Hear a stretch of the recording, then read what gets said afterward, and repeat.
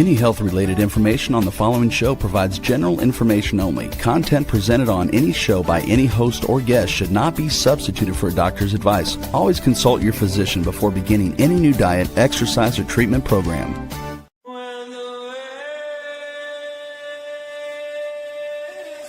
For centuries, ancient cultures knew the secrets to longevity, vitality, and healing. Now, modern science is catching up.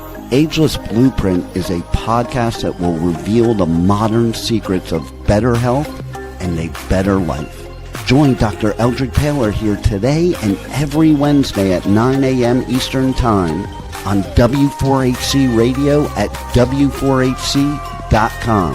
As together we discover the secrets to better health through science and spirituality. A better life with Ageless Blueprint starts now. Here's your host, Dr. Eldred Taylor. Hello, and good morning to you guys. I am Dr. Taylor, the Spiritual MD, and this is not a virtual background. This is where I really am. I am in Cancun, Mexico, at the Hoya Paraiso Iberostar. And to be ageless, you need to learn how to take time off and to rest. And my wife is an expert at that. And whenever there is a holiday, we end up going somewhere. And this is one of our favorite places. If you want to come to Cancun, this is a great hotel. And I'm in the lobby.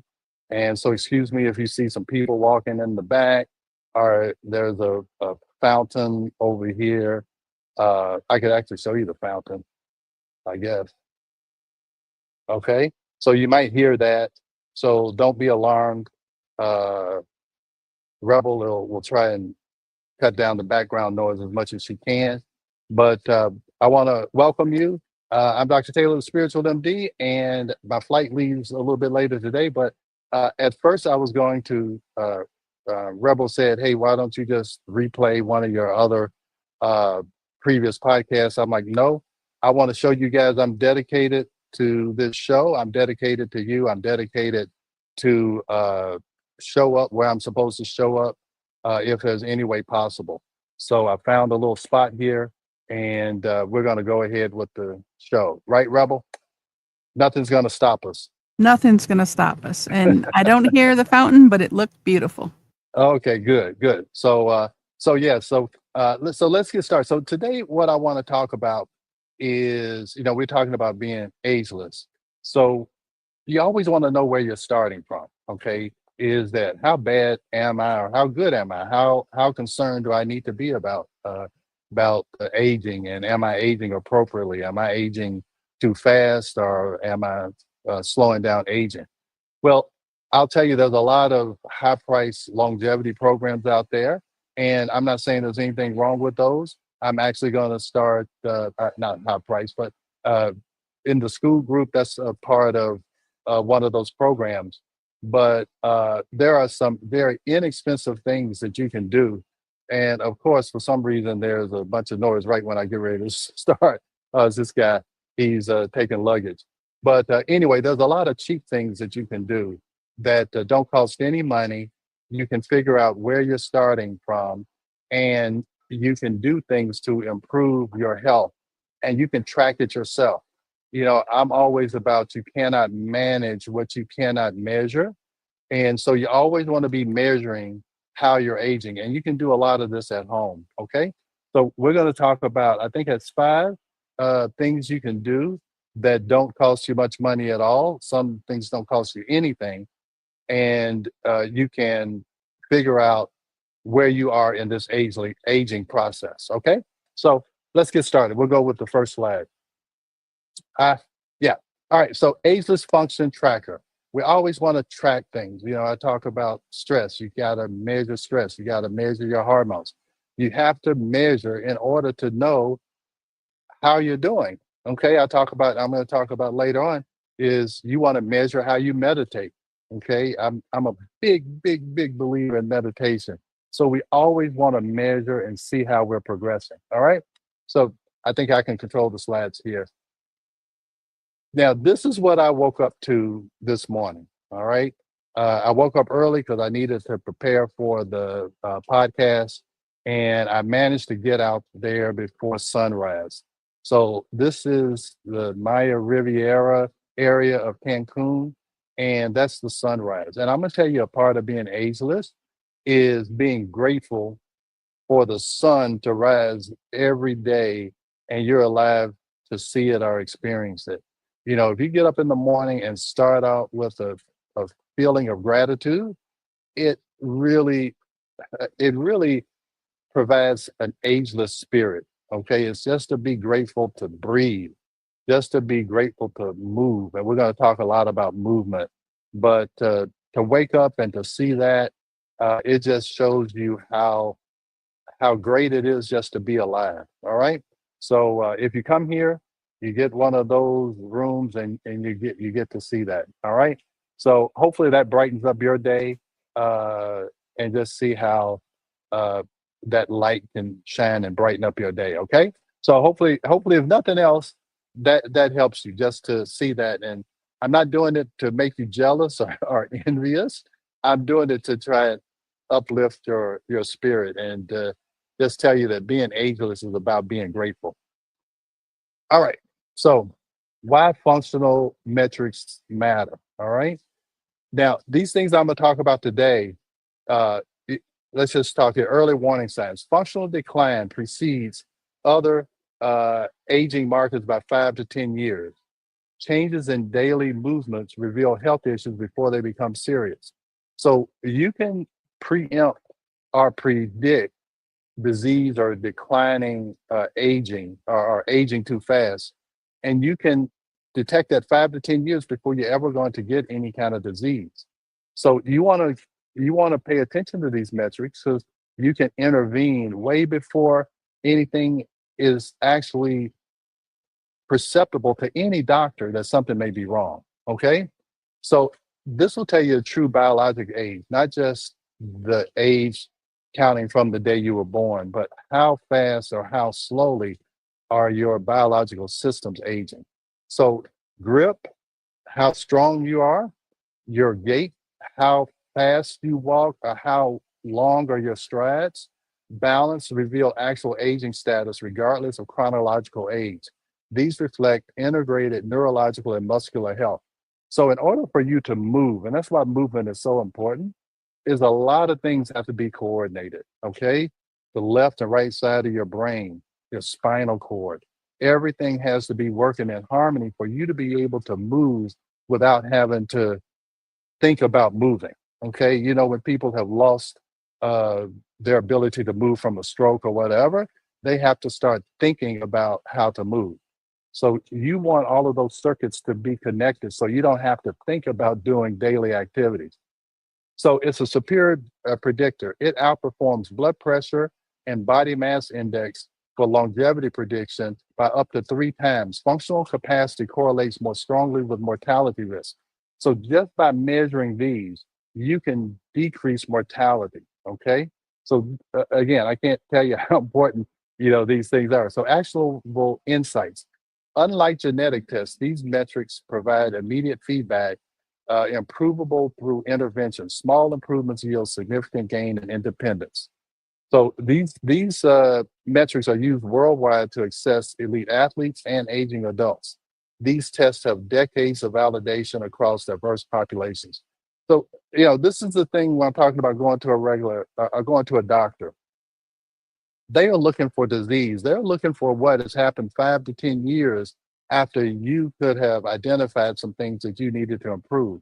So that's why I say every person has to be their own health advocate. You cannot depend on the government, on Medicare, Medicaid. You can't depend on that. You got to depend on yourself. You have to be independent and you have to take control of your health. And this is a way that you can do it. All right, so grip strength.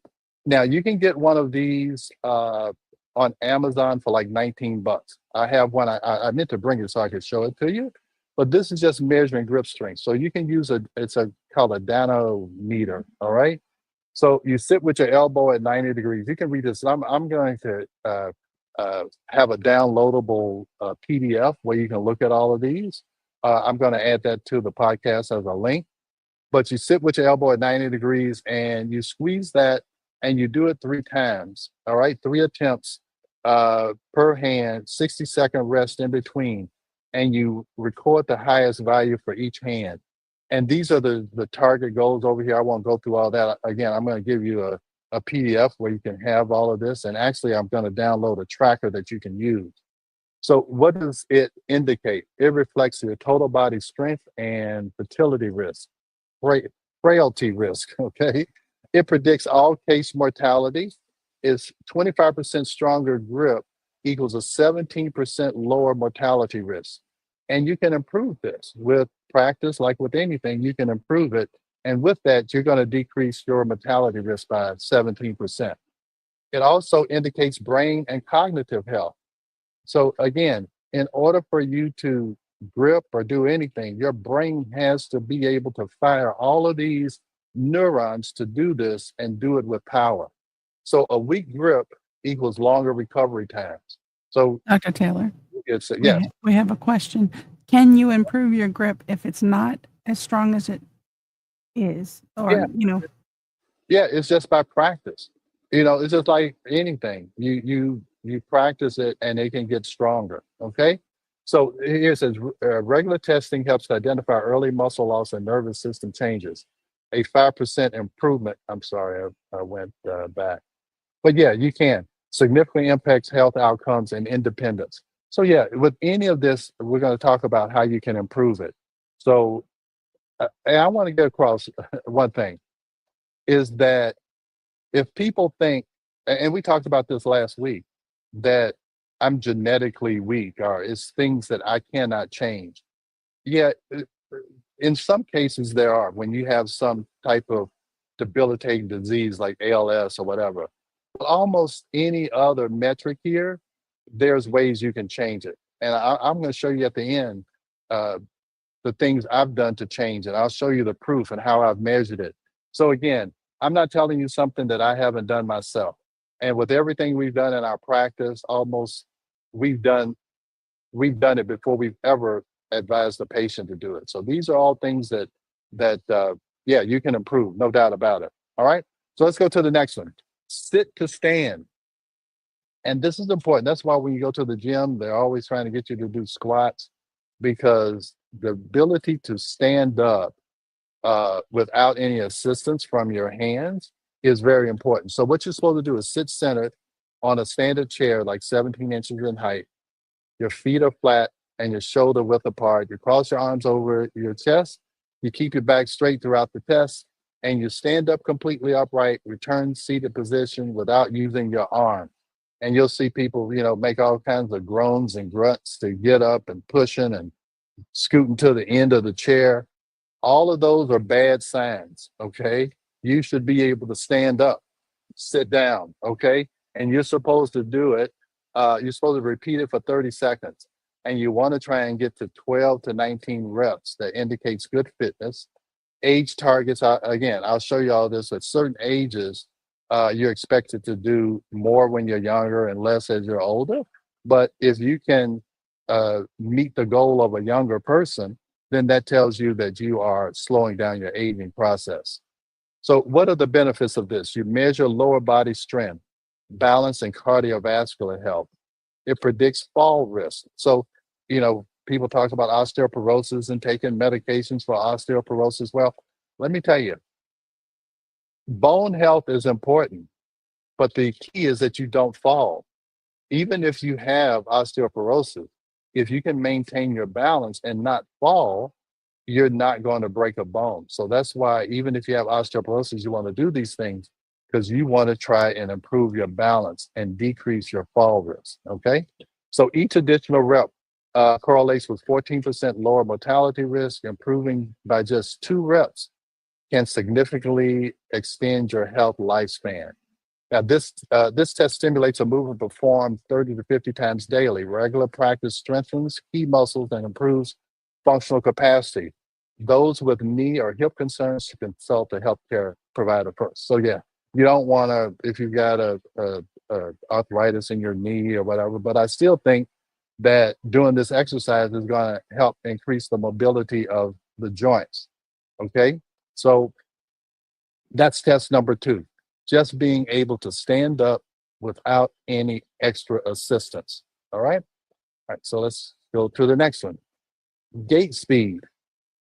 So I'm showing my age, and Rebel, again, I don't want you to uh divulge your age, but if anybody used to look at the Carol Burnett show and would see Tim Conway act like an old man and shuffle his feet. Have you ever seen that, Rebel? It does come on at Nick at Night and some other, I think it's on Tubi TV. Yes, I didn't Yeah, see it when it yeah. was originally though. So when I look at this, I'm like, you don't want to be like Tim Conway when he is shuffling his feet, acting like an old man. You want to walk briskly, and you want to take long strides. Okay. 100 to 118 steps per minute balances your cardiovascular efficiency with joint health and focus on consistent rhythm over stride length. Okay. So you want to have a nice pace of walking. Not too slow, not too fast, but distance maximum. You want to aim for 1 mile in 15 to 20 minutes. So when you're taking a walk, you need to at least be doing 3 miles an hour. That would be 20 minutes per mile. Okay. But that doesn't So, include all walks, right? That's on special walks. oh You yeah, can yeah, take a that's nice stroll through the park yeah, or the zoo. exactly. Hey, in this hotel, I love walk slowly so I can try and see, all of the things that are going on. But yeah, if you are taking a walk and you're doing it for health benefits or to decrease aging, you want to be at a reasonable pace. Okay. So yeah, I mean, when you say stop and smell the roses, yeah, you want to do that also. But if you're trying to walk for health benefits, it needs to be at least at this pace in order to improve health and to slow down aging. So it reflects integrated cardiovascular, neurological, and musculoskeletal functions. Changes often precede clinical symptoms by months, serving as an early warning system. And now you can track this on the Apple Watch. And if you've never looked at the health icon on the Apple Watch, it looks at gait speed, and it looks at some other metrics. I'm going to show you at the end, but it also looks at gait stride, how long the strides are taking. It really does.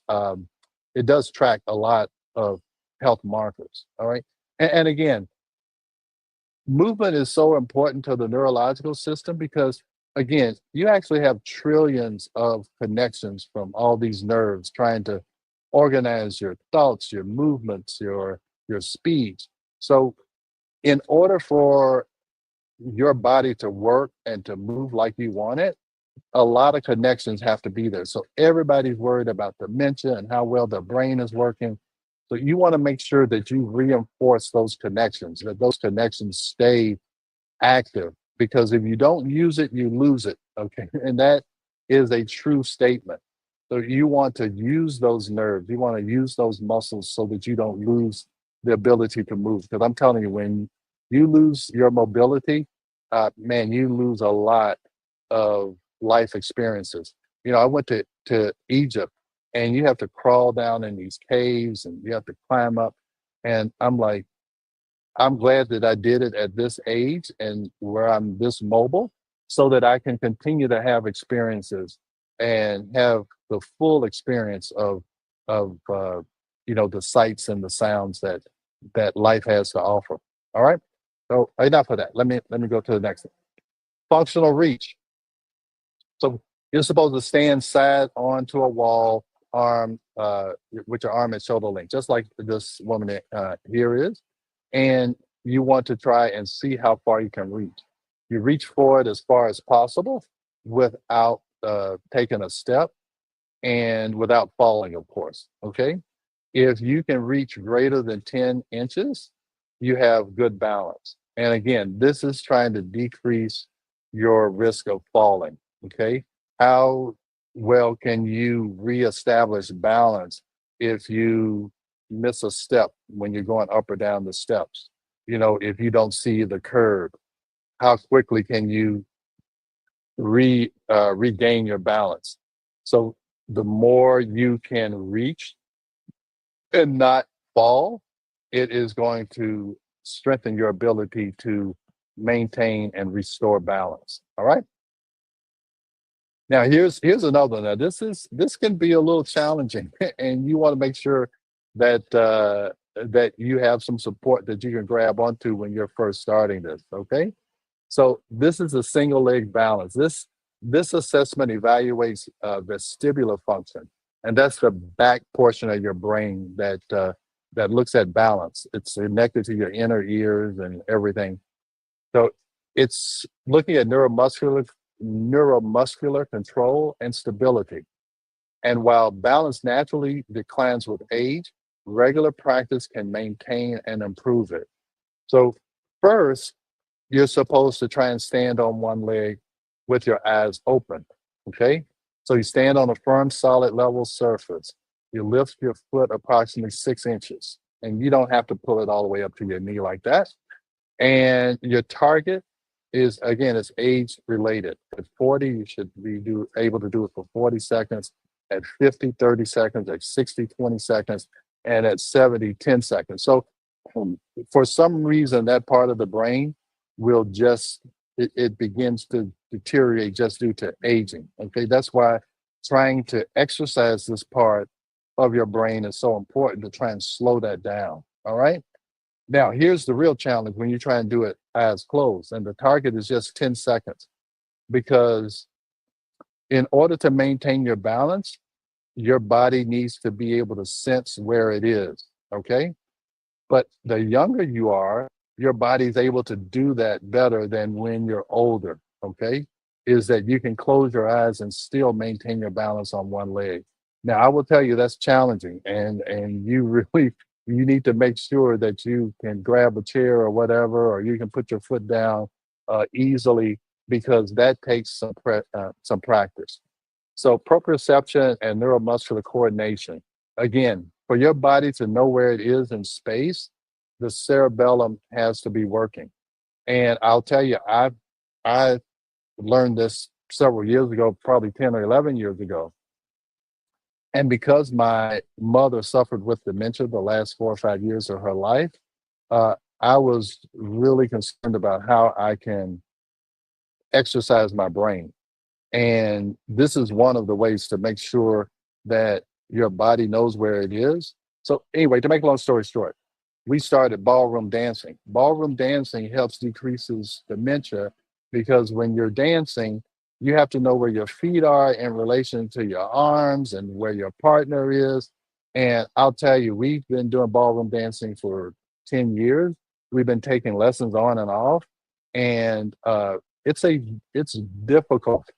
It is difficult to be able to move your arms and legs in different places at different times. And so that's a way that you exercise that proprioception. Where are my feet in relation to my environment? Where are my arms? So anyway, that's a test that you can use, and you can definitely practice and improve. All We right. also want to remind everyone, please do this if your legs and knees are in full Yes. function. Do it Yes. within Yes. your restraint, please. Don't try to do it Exactly. if your legs or knees aren't in full Right. function. Right. As we said at the beginning and the end of all of these podcasts, I'm just giving you suggestions. Yes, you need to talk to your doc. Yeah, if you're about to have a knee replacement next week, don't don't do this right now. Okay, let's wait till we know that your body is functioning semi normally, and then we can talk about improving it. So anything that needs to be repaired, let's get it repaired, and this would be a part of the long-term rehab, process. All right. All right. Yeah, yeah. And the Apple Watch can do a lot. Okay. There's if you go to the health, it has a little heart thing. And if you go on that on your actual phone, and your watch would be be what would be recording it. Uh there's a lot of things that you can find there. That's what I'm saying. Gait speed, and it's actually measuring it even when you don't know it's measuring it. So you can go, and if you've been wearing your watch for, I don't know how long, it's actually keeping a record of that. And you can look at what the trend is and you can start actually, paying attention to that. It looks at walking steadiness. It looks at how well you're putting your weight on your left and right foot. Are you favoring one or the other? It really is amazing what it's recording. And it can look at stride length and walking asymmetry. That's what I'm talking about. Are you focusing more? Are you preferring one side more than the other? It can be indication that you have some weakness in a hip, or you have some kind of back pain that your body is trying to adjust for. So if you have an Apple Watch, and I'm an Apple guy, but I'm sure Google has the same thing, and Fitbit, all of those, whatever your way of uh, uh, obtaining these metrics, it doesn't matter. All I know is Apple, but I'm sure all of the other companies have something like this, and I think it's great, and we just need to start paying attention to it so that information is there, right? So let's go to the next one. So again, and you can score and track your progress. Again, the Apple Watch will do it. I'll actually have a link for a PDF where you can track it. But really, all of those graphs and everything are right there on the Apple Watch. So I think it's really important. Again, you want to see where you're improving, and if you're not improving in an area, you want to focus on trying to, you know, improve that area. Don't, uh, if you don't have information, you don't really know which path you need to follow. So I think all of this information is very good for you. So what can you do? Interventions for improvement, strength training, okay? Resistance exercise 2 to 3 times weekly. And at the end, I'm going to show you, some of the results that I've had by doing this. Uh, I work with my trainer 2 days out of the week on Wednesdays and Saturdays, and I'll show you some of my results. And you want to focus on grip strength. He has me, doing pull-ups. I got to have a strong grip for that. All right. You want to focus on grip. You want to focus on leg. I hate leg day, but he makes me do it. I have to do my squats and do all of the leg stuff. And you have to work on your core. So you use progressive overload by gradually increasing the weight as you adapt. And I think that's why you need a trainer, because he pushes me. I will say, hey, look, I don't think I can do this 8 times. And then I do it 8 times and I'm so excited, and I don't think I can do this at this weight. And he says, let's give it a try. So now I've learned to stop saying that I don't think I can do that, because I think I told you last time, if you go in there and think you can't lift that weight, you're never going to lift it. All right. Now, the other thing you can do, there's peptides. All right. Peptides like a Pitaline, and that's going to be a part of our longevity program. A Pitaline increases something called telomeres, and telomeres are the tips of your DNA chromosomes. And everybody talks about it's like the tip of a shoelace that protects the shoelace from unraveling. Well, the telomeres, what they do is they keep the DNA from unraveling. You can think of it like that, because the shorter the telomeres, the shorter your lifespan. So you want to increase your telomere length. You can do that with some of these things I'm talking about, the strength training, the meditation, all of that. But you can also do it with peptides. And the Pitaline is one that increases telomere length. And I think it's a part of any longevity program. You do it, it's an injection that you give yourself 10 days twice a year for the first year. And then you can do it like once a year, once every 2 or 3 years. And there's tests you can do to look at telomere length. That's one of the tests we can provide. And then there's a peptide called BPC 157 that supports tissue repair and recovery. So if you do have a knee operation or anything like that, BPC 157 helps to increase your ability to repair tissues. And consistent tracking is to really pay attention to these metrics. And it's just like when I go to the gym and I'm able to lift something that I wasn't able to lift before. Uh, it gives you that small victory that motivates you to keep going. Okay, so that's why I think measuring is so important. So expect nonlinear improvements. You're not going to always have a good day. Sometimes I can go in there and lift the weights, and then sometimes I'm just not feeling it. And you want to have a trainer who can kind of tell that and doesn't push you when you don't need to be pushed. Substantial early gains followed by plateaus. And again, that's why I think you may need a trainer so they can change your workout and they can see what's not improving at the correct rate, and they can change your workout. And that's what he does for me.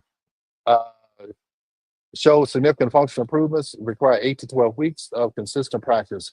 And again, after the commercial, I'm going to show you some of my results so you can know that it's possible that a 64-year-old man can change a lot of these metrics.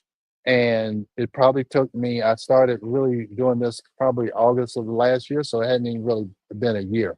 So all of this can be done, and it doesn't, have to take forever just because you're a little bit older than the other people in the gym. All right. I think it's commercial time, right? Right, Rebel?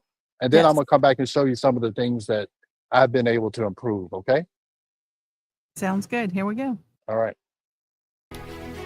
We are going to a quick break, so stay with us as we explore the Ageless Blueprint right here on W4HC Radio and Talk4 TV. An ancient secret with a modern twist for better health and vitality. Dr. Taylor will be right back.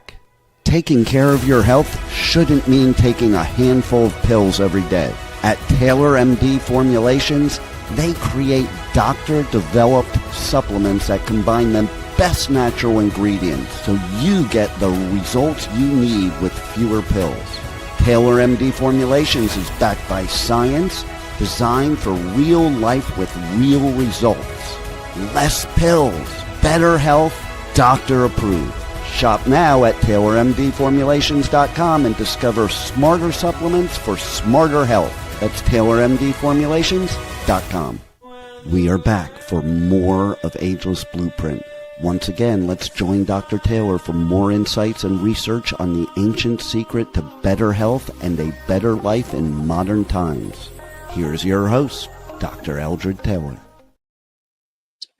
All right. Hello. Welcome back to Ageless Blueprint. Again, I'm in the resort in Cancun. This is not a virtual background. If you just joined me, I'm actually practicing what I preach and taking some time off to rest and recover. And we've been talking about ways to monitor your own health at home and to improve or slow down your aging process. So I would ask you to, you are the architect of your aging. So let's just keep going. So you ought to download the tracker. I'm gonna have it as a link at the bottom of the podcast.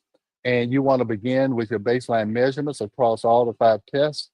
And you want to identify your strengths and your areas that you need to improve. You monitor your progress. And again, you celebrate your achievements. Again, when I can lift something that I couldn't lift before, I celebrate. Okay. So research shows active tracking and targeted interventions can improve biological age markers by 5 to 10 years compared to chronological age. And I will tell you that I feel that 5 to 10 years younger, and I can show you some of the metrics.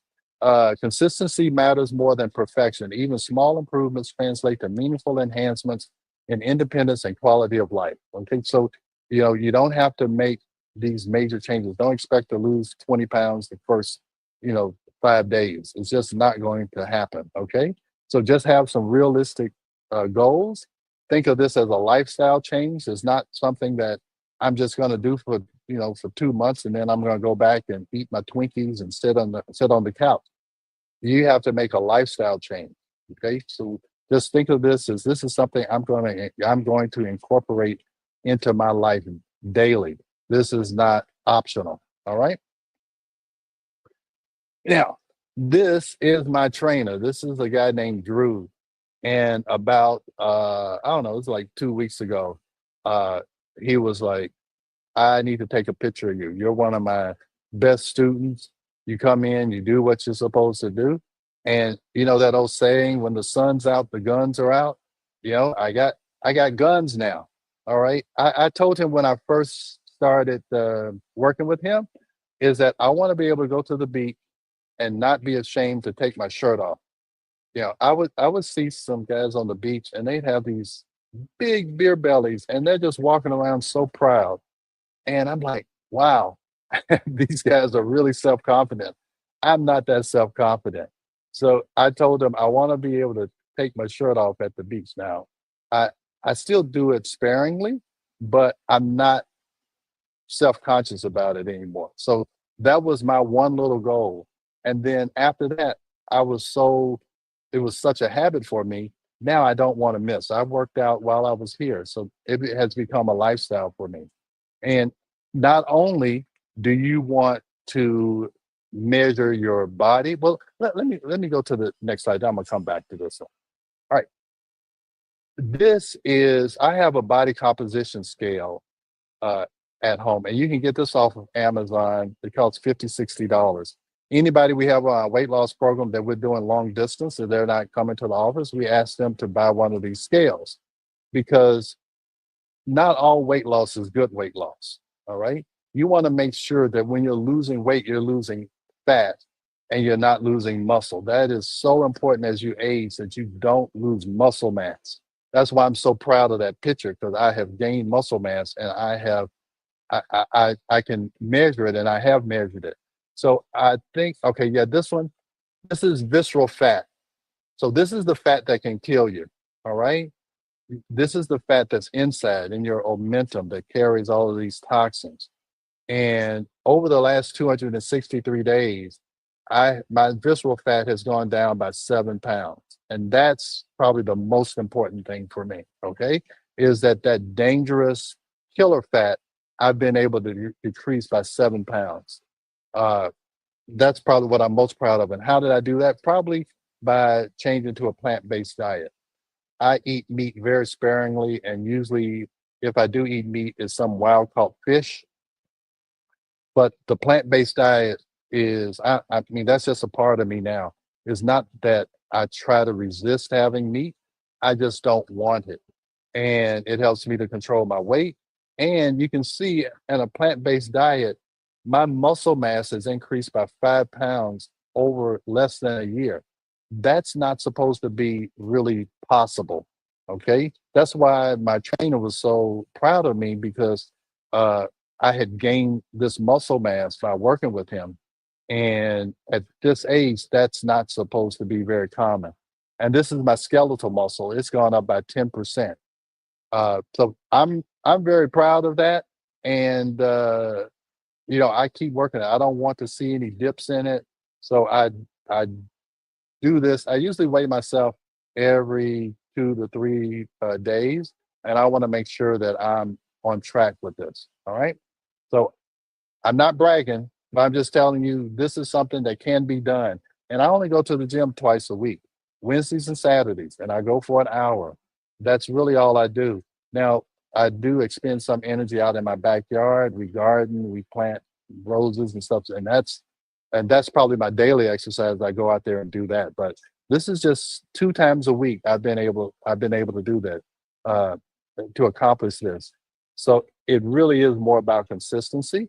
I tell people you don't have to do 4 hours of CrossFit, 8 days a week in order to improve. It's all about consistency. So let's go back one slide. Now, the other thing that you want to measure, and I told you I'm very concerned about my mind and my brain because of my mother's dementia. And she also had a brother and a sister who also had either Alzheimer's or dementia. And this is the Muse headband, and I'm a big proponent of that. I just, in my ageless tip of the day that I put in the school group, I talked about how important it was to be still and be quiet. It stimulates your parasympathetic nervous system. That's the opposite of the fight or flight nervous system. And just 10 minutes of activating your parasympathetic nervous system allows your body to reset and repair itself. So this Muse headband you put on your head, and it tells you when your brain is quiet. All of those little blue birds down there says that my brain was quiet. Now you see it says I have 33 birds and 16 recoveries. What that means is that what mindfulness means is that you're mindful that when thoughts cross your brain and you're able to let those thoughts leave and you don't dwell on them. So you're not So a thought comes like, oh, how am I going to, do I have enough money for my house note or whatever? Just let that pass, recover, slow your brain down. Don't go down those rabbit holes of anxiety and panic. How do you control your thoughts?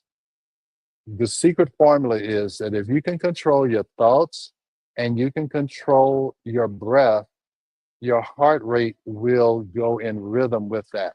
All right. So that's why breathing, when they meditate, they talk about focus on your breath. And this is cognitive performance. And again, you have good days and you have bad days. This is today. This is May 28th. This is what I do in the morning. Okay. I'm telling you, when I'm telling you I have a routine, I have a routine. So today it was great. Now I'm going to tell you, when you really do deep meditation, I have reached this optimal level when I'm really focused and I do more than a 15-minute meditation. So this is telling me that my cognitive performance is great. That is very, very important to me. And then you look here, it's brain recharge. Am I overworking my brain? No, I have my sleep last night, my meditation has allowed my brain to recharge. Okay. So I love this. And I'm going to have a link to this. If you go to choose muse, muse.com/ageless, you can go and purchase this and you get a 20% discount. So it's, what did I say? Choose, CHOOSE, muse, MUSE.com/ageless. And you can get this and you can do it and you can track how well your brain is working, and it allows you to know if you're meditating correctly. I also talked about just the act of being still. I was still 84% of the time during those 15 minutes. And this I've had to work on, is being able to not be fidgety and want to move. So I sit in this position, I stay there, I focus on my breathing, and I let my thoughts pass. I don't dwell on negative thoughts, and I don't and I try to invite positive thoughts. That's how you get these little birdies to show up. When your brain is, and what you'll have is you'll be listening. When you're thinking, you hear rain, and it sounds like a thunderstorm if you're really thinking. And as you quiet, the rain goes away and the birds start to sing. And your brain can start to get trained. And I can do it, willingly, is that I know how to slow my brain down. And it actually looks at these brain waves. And I think I'll do a whole lecture on talking about brain waves and how you can get into these different states to do different things. You want to have a different type of brain wave when you're trying to reset your brain. You want to be in delta or theta or alpha. And when you're doing work, you want to be in beta. And when you're frazzled, this is where you don't want to be, is in high beta. And this tracks all of that for you. I really, really, really can't tell you how important I think this is, especially as you get older. If nothing else, just for this cognitive performance. And you'll see how the better you get at meditating, your cognitive performance will increase and this brain recharge will be very consistent. So what I'm trying to get across to you is that it is important for you to not only train your body, but is to train your mind. All right. And then so we talk about body, mind, and spirit. And I think getting up in the morning and seeing the sunrise or watching a sunset, I think that connects you to spirit. Okay. The intelligence, the God, the whatever you want to call it, that is controlling this universe, that makes sure that sun rises in the east and sets in the west. Just to see the wonder of how this universe works, I think that's one way to connect you back to spirit. When I go out into the garden and I see that I planted one little plant and I have more cucumbers and tomatoes than I can even think about eating, is another way to connect the spirit, to see the wonder of nature and how this hotel is so beautiful that someone thought of this in their mind and they created it. And that's what mind, body, and spirit is. I believe that this creativity in this hotel comes from spirit. It enters someone's mind who's open to it, and it can be created. Now, that I don't want to sound mystical or whatever, but that's kind of what happens as you begin to age. You begin to see life in a broader sense. You're not so focused on you because you realize that I'm going to be gone. This body is going to be gone someday, but your spirit can last forever. You know, my parents' spirit is in me, and hopefully I'm relaying that to my kids or whoever I'm around, that the spirit that I have is projected in this podcast and projected in anything that I write or anything that I say, is that I'm trying to project this spirit of my love for humanity and my love for educating people on how they can live life fully. So I didn't want to go on that big monologue, but I ended up doing it anyway, because I really am passionate about this because I've seen the changes in myself, and I believe it's possible for anyone who really dedicates themselves to it. And even, you don't have to do everything. Just do one thing. Just work on your grip strength. Try to stand on one leg today. See how long you can do it. And just do that for a week and see how you improve in a week just by trying to stand on one leg for 10 seconds and then do it for 15 seconds and then do it for 20 seconds. Then when that gets easy, try to do something else. Order the dynameter from Amazon and try and increase your grip strength. Just practice and see if you don't improve. So, Rebel, any questions? You got any questions? Yes. For Yeah. multitaskers, would it blow it Okay. off the chart? Oh, If, was that? if you were doing that measurement and you're multitasking and just a mile a minute on Oh, and brainwaves, would it blow it off the chart? yeah. It might explode, and that's and that's what we're trying to. That's what I've learned, and no one can really multitask effectively. Okay, if you are multitasking, you are not focusing enough on that one thing to get it done in the best way possible. You're really better off focusing on task number one, completing it fully, task number two. Because here's what happens: you end up, and I even do this when I'm trying to think about, hey, what podcast I'm going to do. I'll start to, I don't know how to do this, I ought to do that, I ought to do this, and I end up having all of these partially done presentations. I'm like, all right, okay, wait a minute.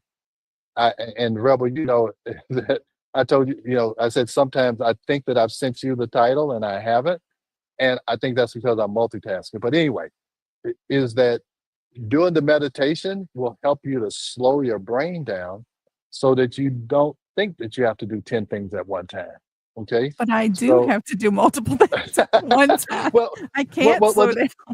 well, this is what I would tell you is that while you're at work, you got to do that.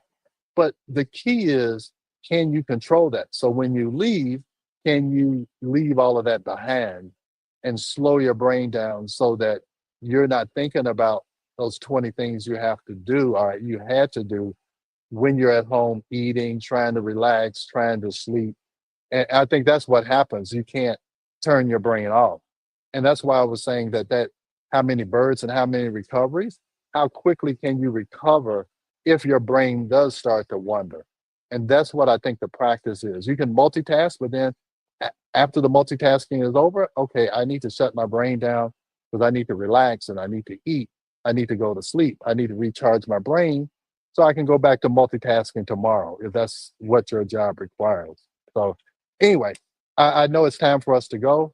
I hope this was helpful. I'm going to make sure, and Rebel, can you make sure I send you those links so we can add it to the podcast and make sure that I give them what I promised them?